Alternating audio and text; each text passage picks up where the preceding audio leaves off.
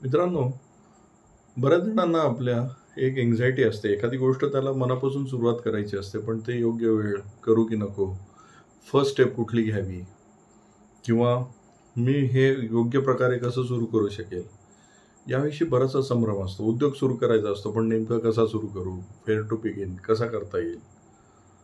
कुठलाही निर्णय घ्यायचा असेल ना, ते संभ्रमात असतात. याविषयीच मला तुम्हाला एक गोष्ट सांगायची आहे.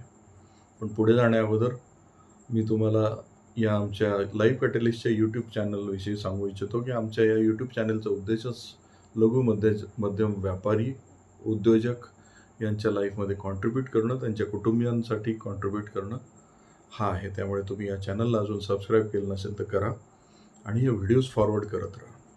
मित्रांनो, गोष्ट अशी आहे, एका जंगलामध्ये एक गुराखी त्याची जनावरं चरायला घेऊन जातो आणि पाऊस पडण्याचं लक्षण असतं. त्यामुळे जंगलामध्ये बराच आतमध्ये गेल्यावर त्याच्या लक्षात येतं की सगळे परत नेले पाहिजे. एक वासरू जंगलामध्ये हुंदडत आतमध्ये बरंचसं आतमध्ये निघून जातं. तो गुराखी पण जेवढे शक्य आहे ते बाकीचे सगळे जनावरं घेऊन परत येतो. हे वासरू जंगलात अडकतं. आता जनावरांमध्ये एक शक्ती असते की ते त्यांचं घर शोधू शकतात बरोबर. त्यामुळे ते वासरू रात्री कसं बसं वेड्यावाकड्या मार्गाने घरी परत येतं. ते काही सरळ येत नाही. जसं त्याला वेडावाकडा मार्ग सुचला तसं ते वेड्यावाकड्या मार्गाने परत येतं.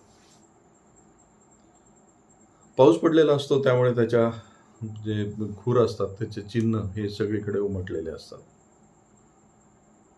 काही दिवसानंतर त्या जंगलामध्ये एक वाटसरू चुकून जंगलामध्ये वाट चुकतो. मग तो त्या वासराच्या वेड्यावाकड्या पावलात जिथून पावलं होते ते पावलाचा माग काढत त्या गावात निघून येतो. त्याचे पण पावलाचे ठसे तिथे उमटतात. काही दिवसानंतर लोक तो मार्ग फॉलो करायला सुरुवात करतात. तो भले वेडावाकडा असतो, पण ते लोक फॉलो करतात. ते गाव थोडंसं छोटं डेव्हलप होतं त्या जंगलाच्या आजूबाजूला आणि जंगलामध्ये जाणाऱ्यांसाठी ती एक पायवाट बनते. लोक कुरकुर करत असतात, हे इतकं वेडावाकडं कशासाठी केलं, सरळ केलं असतं तर बरं झालं असतं. पण ते त्याच मार्गाने येत जात असतं.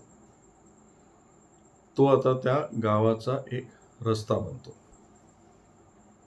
काही दिवसानंतर ते गाव थोडंसं मोठं होतं. गावामधून शहरात ये जा वाढते. तीच पायवाट सगळे लोक वापरत असतात.